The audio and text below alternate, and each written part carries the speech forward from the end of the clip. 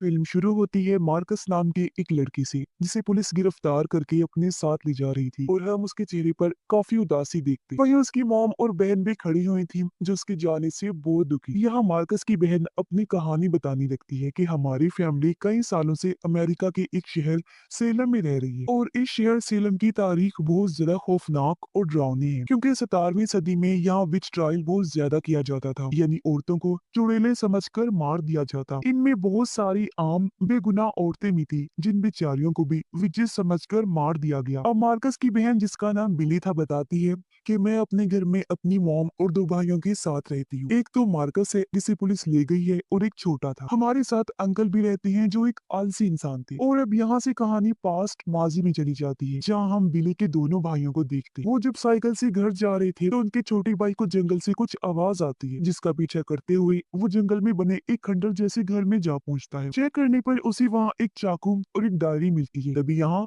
उसका बड़ा भाई मार्कस भी आ गया। ये दोनों चीजें देखकर वो जल्दी से अपने भाई के हाथ से उन्हें छीन लेता है। मार्कस ये देखकर समझ गया कि जरूर ये घर किसी पागल इंसान का होगा, जब तो ये चीजें उसने यहाँ रखी हुई हैं। इसीलिए वो अपने भाई को फौरन यहाँ से निकलने को कहता है और दोनों भाई घर के लिए निकल जाते हैं। रास्ते में तो लड़की इनकी बहन बिली के बारे में उल्टी सीधी बातें करने लगी जो सुन मार्कस ने तो नजरअंदाज कर दिया, लेकिन छोटा भाई उनसे झगड़ने लगता है। पर जब वो ज्यादा गलत बातें बिली के बारे में बोलने लगे तो इस बार मार्कस को भी गुस्सा आ गया। वो भी उनसे लड़ने लगता है जो देखकर उसका छोटा भाई खुश हो गया कि मेरी तरह ये भी बहन से प्यार करता है। ये जब घर पहुंचे तो मार्कस के छोटे भाई को एक बार फिर वो आवाज सुनाई देती है। उसने जब अपना बैग चेक किया तो वही चाकू उसके बैग में पड़ा हुआ था जो उसे खंडर से मिला था। बच्चा काफी हैरान रह गया, सोचता है आखिर ये चाकू मेरे बैग में कैसे आ गया जबकि हम तो इसे छोड़ के आए थे। उसके चेहरे पर परेशानी देखकर अंकल पूछते हैं कि तुम्हारी बैग में क्या है, लेकिन बच्चा इनकार करते हुए कहता है कि बैग में कुछ भी नहीं है। घर में बिली जब अपनी मॉम के साथ थी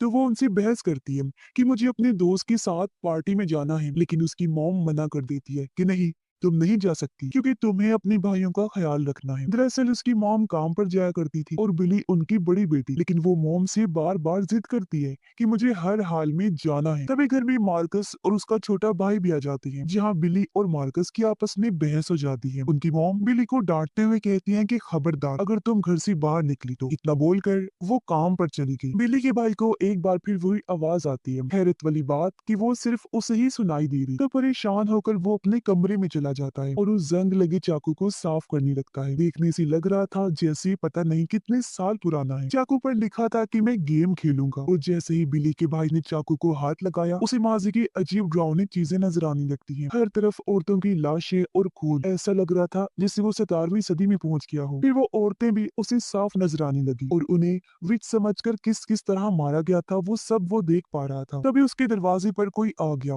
इसलिए मार्कस का भाई चाकू की दूसरी साइड पर लिखी गई लाइंस नहीं पढ़ पाता। इस चाकू को देखने से साफ लग रहा था जैसे ये किसी तरह का कर्स यानी श्राप है। लेकिन अब धीरे धीरे मार्कस का भाई इस आवाज के कब्जे में आ रहा था। उसका बर्ताव भी अजीब हो रहा था और आवाज उसे जो जो कह रही थी वो वैसा ही कर रहा था। तभी कमरे में मार्कस आ गया जो अपने भाई को कहता है कि मैं तुम्हारे साथ मूवी देखना चाहता हूँ। वो अपने भाई को लेकर बाहर आ गया जहाँ ये तीनों बहन भाई और बिली की दोस्त मूवी देखने लगते। लेकिन यहाँ भी उनके भाई का बर्ताव अजीब हो रहा था। उसकी हालत देखने से साफ लग रहा था जैसे वो किसी के कंट्रोल में होता जा रहा है। उसे वही आवाज सुनाई दे रही थी जिसकी बात मानकर वो अजीब हरकतें कर रहा था। जहाँ उसकी ऐसी हालत पर मार्कस को शक होने लगता है। इतनी ही देर में यहाँ बिली का वो दोस्त भी आ गया जिसके साथ वो पार्टी में जाना चाहती थी और उनके अंकल भी। यहाँ मार्कस और बिली की पार्टी को लेकर एक बार फिर बहस हो जाती है। उसके अंकल बिली को कहते हैं कि तुम्हारी मॉम का ये हुक्म था कि तुम घर से ना निकलो, पर क्योंकि उसका दोस्त उसे लेने आ गया था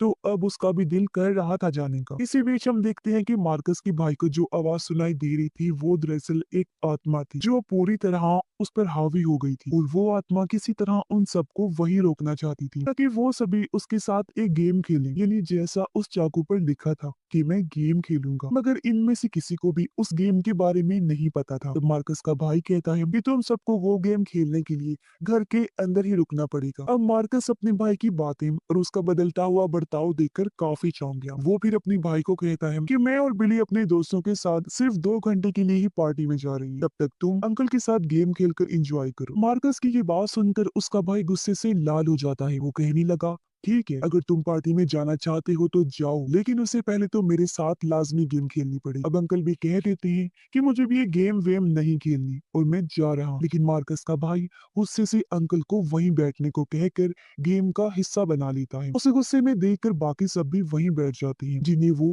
गेम के असूल बताता है। फिर वो सबको अपने साथ ये दोहराने को कहता है कि I will play and I will not quit, यानी मैं गेम खेलूंगा और इसे नहीं छोड़ूंगा। जब सबने ये बोला तो मार्कस का भाई अपने बैग से वही चाकू निकालता है। उसके हाथ में चाकू देकर मार्कस फौरन वो चाकू छीन लेता है, क्योंकि उसे कुछ गड़बड़ लग रही। इसके कुछ देर बाद बिली मार्कस को कहती है कि मैं अपने दोनों दोस्तों के साथ पार्टी में जाना तो चाहती हूँ, लेकिन इस छोटे भाई को ऐसी हालत में कैसे छोड़ूं? कुछ घंटों की बात है, लेकिन मुझे इसकी टेंशन लगी रहेगी। इस पर मार्कस कहता है कि तुम बेफिक्र होकर जाओ, मैं हूं ना यहाँ, इसका ध्यान मैं रख लूंगा। इसलिए बिली अपने दोस्तों के साथ वहां से निकल जाती, लेकिन उनके भाई के अंदर की आत्मा बहुत ज्यादा गुस्से में आ जाती है और वो चिल्लाकर मार्कस को कहती है कि इस चाकू पर जो लफ्ज लिखे हुए हैं उसे तुम दोहराओ। और जैसे ही मार्कस उन लफ्जों को पढ़ता है, उसे भी अपने भाई की ही तरह अजीब डरावनी चीजें नजर आने लगती हैं, जिससे वो इतना ज्यादा घबरा गया कि वही बेहोश हो जाता है। होश आने पर मार्कस का छोटा भाई उसके पास आया, जो अब नॉर्मल लग रहा था। वो कहता है कि तुम बेहोश हो गए थे और मैंने अंकल की मदद से तुम्हें बिस्तर पर लिटाया। कुछ देर बाद जब छोटा भाई अपने कमरे में सो रहा था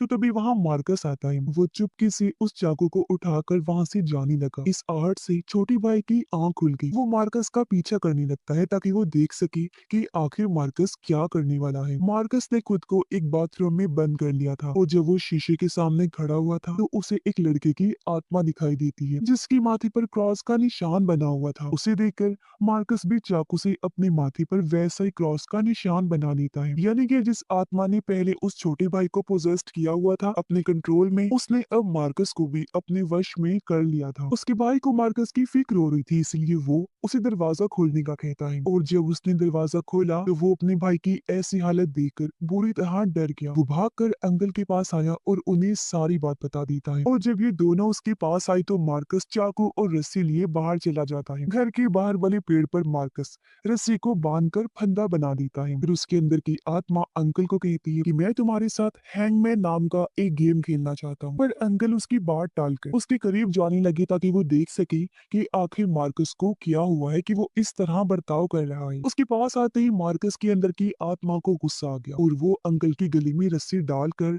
उन्हें फंदे पर लटका देता है। फिर रस्सी खींचकर उनकी जान ही ले लेता है। उधर पार्टी में बिली अपनी दोस्त के साथ बातें कर रही थी। कहती है कि मैं अब इस शहर में रहना नहीं चाहती। मैं अपने दोस्त के साथ जब शादी कर लूंगी तो हम ये शहर छोड़ के चले जाएंगे। तभी बिली की ड्रिंक खत्म हो गई, जो लेने वो अंदर जाती है, पर तभी वो अपने दोस्त के साथ किसी और लड़की को देख लेती है। वो टूट गई क्योंकि उसे समझ आ गई थी कि ये मुझे धोखा दे रहा है। इसीलिए वो रोते हुए पार्टी छोड़कर घर के लिए निकल जाती है। बाहर बिली की दोस्त जब अकेली थी तो तभी यहाँ मार्कस आ जाता है। कुछ टाइम बाद यहाँ बाकी लोग भी आ, जो मार्कस की ऐसी हालत देखकर घबरा जाते हैं। अब मार्कस उनके एक दोस्त को पकड़कर कब्जे में ले लेता है। उसने लड़के को पकड़कर उसकी गर्दन पर चाकू रख दिया था और वो उन सबको अपने साथ गेम खेलने के लिए कहता है। तब उसकी बात मानकर सब लोग गेम खेलने लगे, जो दरअसल हाइड एंड सीक का गेम था, इनकी लुका छुपी। बिली जब घर के लिए जा रही थी उसे रास्ते में अपना छोटा भाई मिलता है, जो बता रहा था कि मार्कस को एक आत्मा ने पोजेस्ट कर लिया है और उसने अंकल को किस तरह लटका कर मार दिया। लेकिन बिली को उसकी बातों पर यकीन नहीं होता। इतनी ही देर में यहाँ बिली की दोस्त भागती हुई आई और वो घबराई हुई थी। मार्कस के बारे में उसे बताने लगती है। ये सुन बिली समझ गई कि इसका मतलब मेरा छोटा भाई सही कह रहा था और वो अपने छोटे भाई को कहती है कि हमें किसी भी तरह अपने भाई मार्कस को बचाना होगा। तब बिली का छोटा भाई उन दोनों को एक तरीका बताता है कि किस तरह हम मार्कस के अंदर की आत्मा को भगाकर उसे आजाद कर सकते हैं। वो उसे खंडर के बारे में बताता है, जहाँ से उसे वो शराबी चाकू और डायरी मिली थी। वो कहता है शायद डायरी में कुछ लिखा हो कि उस आत्मा को कैसे भगाया जाए। उधर मार्कस के अंदर की आत्मा इतनी बेरहम बन गई थी कि उसने एक एक करके पार्टी में आई सभी लोगों को बेरहमी से मार दिया था। किसी को छत से गिरा कर तो किसी को चाकू से वार कर। उधर वो तीनों उस खंडर में आकर डायरी को पढ़ने लगते हैं, जहाँ उन्हें सेलम शहर की सच्चाई पता चलती है कि किस तरह 17वीं सदी में एक बेगुनाह औरत को कुछ लोगों ने चुड़ैल समझ लिया था। वो उसे भी सजा देना चाहती थी, उसकी जान लेकर। औरत को काफी मारा पीटा भी गया और उसका एक छोटा बेटा जिसका नाम डैनियल था, उसे भी वहाँ के बच्चे बुली करते, परेशान करती रहती। औरत को वहाँ के लोगों ने जब जिंदा जलाने की कोशिश की तो डैनियल अपनी माँ को लेकर भाग निकला और वो सब लोगों से दूर जंगल में आकर इस खंडर में रहने लगी। लेकिन कुछ दिन बाद जब कुछ लोगों को उनके बारे में पता चला तो वो जंगल में आकर डैनियल को परेशान करने लगी और उन्होंने ही उसकी माथे पर चाकू से क्रॉस का निशान बना दिया था। ये सब पढ़कर बिली काफी हैरान रह गई। उसे घबराहट भी हो रही थी, इसलिए वो डायरी में आगे की कहानी नहीं पढ़ पाती। लेकिन तभी इनके सामने डैनियल की मॉम और उनके जैसे ही बेगुनाह लड़कियों की आत्माएं आ जाती हैं, जिन्हें भी विच समझकर मार दिया गया था। और वो बिली से डायरी को पढ़ने का कहे, जिससे पता चला कि उन बच्चों ने फिर डैनियल को फांसी पर लटका दिया और इसी चाकू से उसे मार दिया, जिससे उसकी माथे पर निशान बनाया गया था। फिर वो सब उसकी लाश के सामने गेम खेलने लगे। अपने बेटे की मौत से डैनियल की मोम पूरी तरह टूट गई। वो हमेशा रोती रहती थी, लेकिन फिर वो पूरी तरह बदल गई। उसने डीमन शैतान की पूजा करना शुरू कर दी और वो पूरी तरह विच बन गई ताकि उन लोगों से अपने बच्चे की मौत का बदला ले सके। फिर उसने अपने मरे हुए बेटे डैनियल की हड्डियों से वो चाकू बनाया ताकि वो एक बार फिर अपने बेटे को वापस पा सके, वो भी शैतानी रूप में। तब ऐसा हुआ भी, वो शैतानी रूप में वापस लौट आया और उसने वही उन सब लोगों को मार दिया। और जो कोई भी उन गेम्स को खेलता है, अगर तो वो हार गया फिर वो मारा जाता है, लेकिन अगर वो आखिरी सर्वाइवर होता है, इन्हीं जिंदा बचता है, वो गेम का विनर कहलाया जाता है। बिली इधर डैनियल की मॉम की आत्मा से पूछती है कि अगर हम इन गेम्स में डैनियल को हरा दें तो क्या हम सब जिंदा बच सकते हैं। ये सुन वो आत्मा जोर जोर से हंसने लगी। फिर कुछ देर बाद वो वहाँ से गायब हो जाती है। अब बिली अपने छोटे भाई और दोस्त को कहती है कि हमें डैनियल के साथ गेम खेलनी ही होगी ताकि हम अपने भाई मार्कस को उसके चुंगल से बचा सके जिसने उसके जिस्म पर कब्जा किया हुआ है। बिली फैसला करती है कि हम उसके साथ टॉर्च गेम खेलेंगे क्योंकि उस गेम में उनका छोटा भाई बहुत अच्छा था। टॉर्च गेम में इसकी रोशनी जिस पर भी पड़ती है वो गेम से आउट हो जाता है। कुछ टाइम बाद जब भी घर पहुंचे तो उनका छोटा भाई मार्कस को कहता है कि मैं तुम्हारे साथ टॉर्च गेम खेलना चाहता हूँ, जिसके लिए वो मान भी जाता है। फिर जब गेम स्टार्ट हुई तो उनका छोटा भाई अपनी टॉर्च लेकर मार्कस को ढूंढने लगता है। उसने घर की सारी लाइट्स भी ऑफ कर दी थी। अचानक उसे किसी के कदमों की आहट सुनाई देती है। चेक करने पर वहाँ मार्कस ही था। उसे देखकर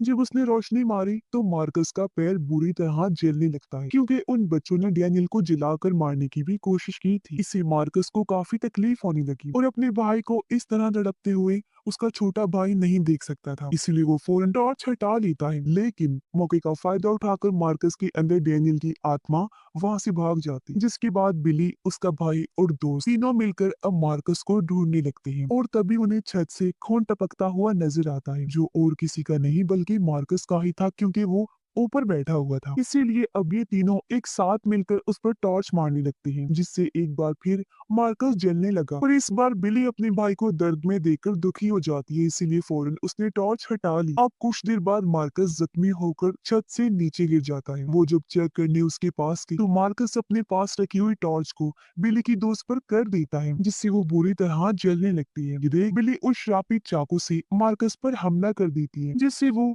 बिली की दोस्त को छोड़ देता है। इसके बाद बिली, उसका भाई और दोस्त किसी और जगह पर जाकर छुप जाते हैं। यहाँ बिली का भाई उन्हें बताता है क्योंकि ये चाकू डैनियल की हड्डियों से बना हुआ है, तो इसका मतलब उसकी आत्मा का असली सोर्स ये चाकू ही है, जिसके जरिए ही हम इस श्राप को खत्म कर सकते हैं। कुछ देर बाद मार्कस यहाँ भी आ जाता है और वो अपनी ताकत से छोटे भाई को हवा में उड़ाने लगता है। ये देख बिली को गुस्सा आ गया, इसलिए वो चाकू के ऊपर लिखे गए श्राप को पूरा पढ़ने लगती है। इससे होता ये है कि डैनियल की आत्मा मार्कस के जिस्म से तो निकल गई थी, लेकिन अब वो बिली के अंदर आकर उसे पोजेस्ट कर लेता है। यहाँ बिली भी कई सारी आत्माओं को देखती है जो उस पर हमला कर देती है, और अब बिली भी आत्माओं की दुनिया में पहुंच जाती है, जहाँ वो डैनियल पर हमला कर देती है ताकि उसे खत्म कर सके। फिर अचानक ही वो असली दुनिया में वापिस आ जाती है। वो सबको बताती है कि मैंने डैनियल की आत्मा को तकरीबन खत्म कर दिया है, लेकिन तभी वो अपने हाथ पर लगा हुआ खून देख लेती है, जो और किसी का नहीं बल्कि डैनियल का ही था, जो अभी अभी उसके हाथ पर लगा था, जिसके साथ ही खून से भरे हुए हाथ दीवारों पर भी लगने लगते हैं, जिसका मतलब था कि आत्माओं की दुनिया से ना सिर्फ बिली वापिस आई थी बल्कि उसके साथ साथ डैनियल भी आ चुका था और उसके खून के धब्बे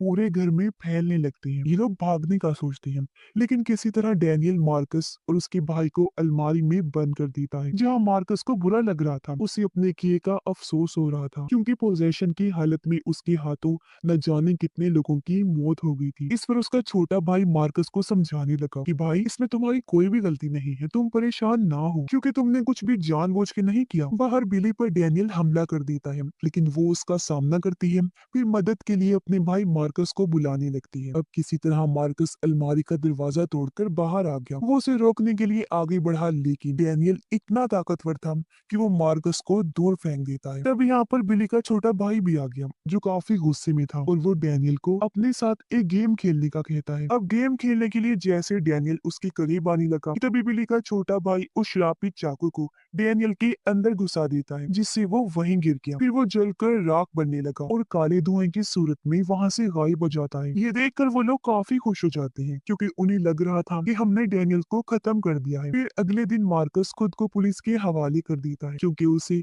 लोगों की मौत से बहुत शर्मिंदगी हो रही थी। और ये वही सीन है जिसे हमने कहानी की शुरुआत में देखा था। अब कुछ टाइम बाद हम उसी खंडर को देखते हैं, जहाँ आग जलती हुई अचानक बुझ जाती है, और हम उसके अंदर उसी श्रापित चाकू और डायरी को देखते हैं, जिससे हमें पता चलता है कि मौत का ये खेल अभी खत्म नहीं हुआ। यानी डैनियल की आत्मा एक बार फिर लौट कर आएगी। जब कोई इस चाकू और डायरी को लेगा, तो मौत का सिलसिला एक बार फिर शुरू हो जाएगा। और इसी भयानक एंडिंग के साथ ही इस फिल्म की कहानी भी यहीं पर खत्म हो जाती है।